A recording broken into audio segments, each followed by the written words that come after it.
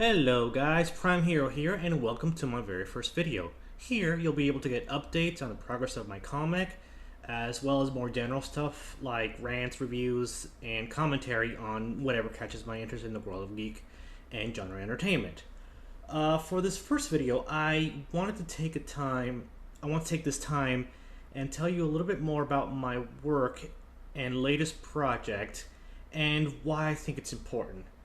Now, I have loved superheroes. I have loved superheroes for most of my life, and two of my all-time favorite superheroes are Superman and Captain America. Now, aside from the cool costumes and the flashy abilities these characters had, I was mostly drawn to their inert goodness, their selflessness, their heroism, and their integrity. They always stood up for what they believed in, no matter what. They never compromised their ideals or their morals. They inspired hope and were always sincere and genuine. They were selfless and unwaveringly heroic. They did the right thing for no other reason than it's just the right thing to do. And that was enough. They don't need any other reason, no tragic motivation or ulterior motive. They represent the best in us, something to aspire to live up to. They bring us hope and make us see the hero inside all of us, and I've loved that about them. It swelled in my heart as a child and inspires me in my daily life and actions. But in the last several years, characters like them have been in short supply. Creators like Zack Snyder have deconstructed Superman because he and others like him feel that people today won't relate to someone who is pure of heart, that they can't relate to a character who is simply good. So they took him apart and put everything through a dark, cynical, and nihilistic lens. He forcibly ripped all the joy and hope from the character. All Superman's sincerity and genuine heroism was poisoned and twisted.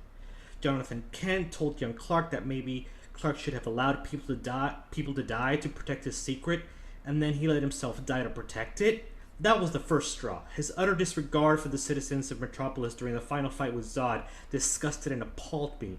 And then the final straw was his murder of Zod. Suddenly, Superman cares about the innocent people when he didn't care about them before.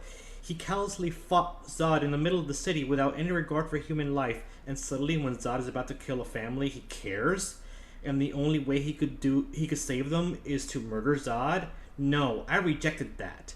That was the bastardization of Superman. Walking out of that movie, I was in shock. What have they done to Superman? That wasn't Superman. That was a deconstructed imposter.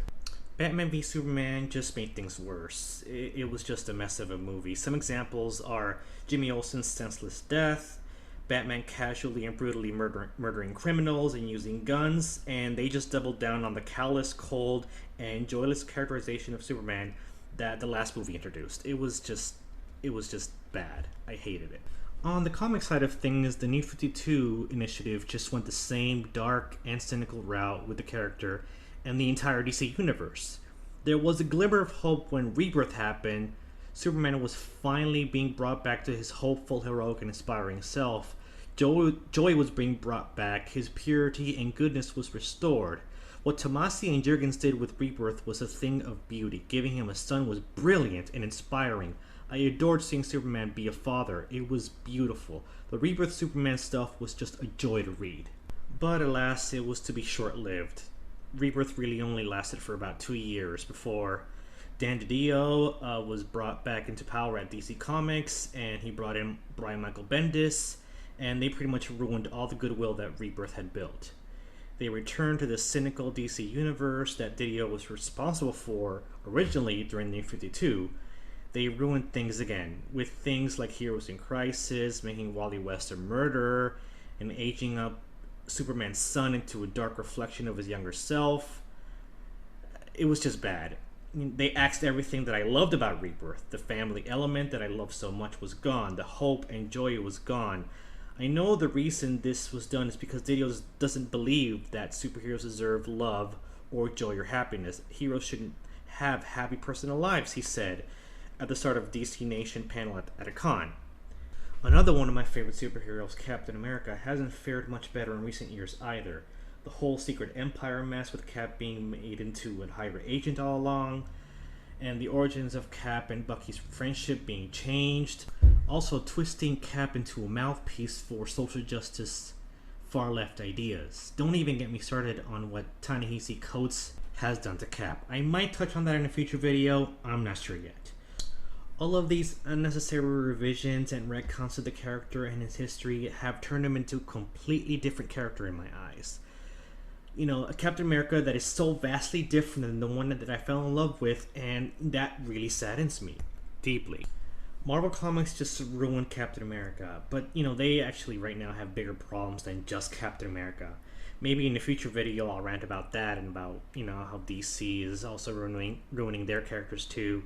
But this video is about aspirational heroes and how they've inspired me. Now, because I saw my favorite heroes get ruined and dragged through the mud like this, I felt this deep need and desire to fix things, a passion for it. If the heroes I looked up to were being ruined by the people who control them, then I would make my own hero. My own hero that instills the same hopeful ideals that characters like Captain America and Superman are supposed to uphold. My ultimate goal is to bring back hope to superheroes. My upcoming comic book project, Paragon Prime, is just that. He is the inspiration and the hope that's been taken from us. Selfless, heroic, pure-hearted, and simply good just because he is. No cynicism, no nihilism, no deconstruction, no attempt to bring him down in order to make him more relatable, just pure hope. I really feel we need this kind of story today, this kind of character again. I need to tell this story. I need to make this comic. I'm so single-minded on this and more focused than I've ever been with anything else in my life before. I'm becoming the change that I want to see, and I feel strongly that we need this. I need this. The world is prime for a true hero. So, I want to thank Professor Geek for being one of the very first people that inspired me to do this. Before I discovered him and his channel, I had no idea what characters like Superman and Captain America were called. I knew I loved them, and I knew I responded strongly to that type of character, but the professor gave them a name. The aspirational hero is a term that I first heard from him in his videos. His analysis videos on hero archetypes have been invaluable, and I highly recommend that you check him out and watch some of these videos. Links are below. You won't regret it. I would also like to apologize for the awkward nature of this video. This is my very first one, and I'm reading off of the script.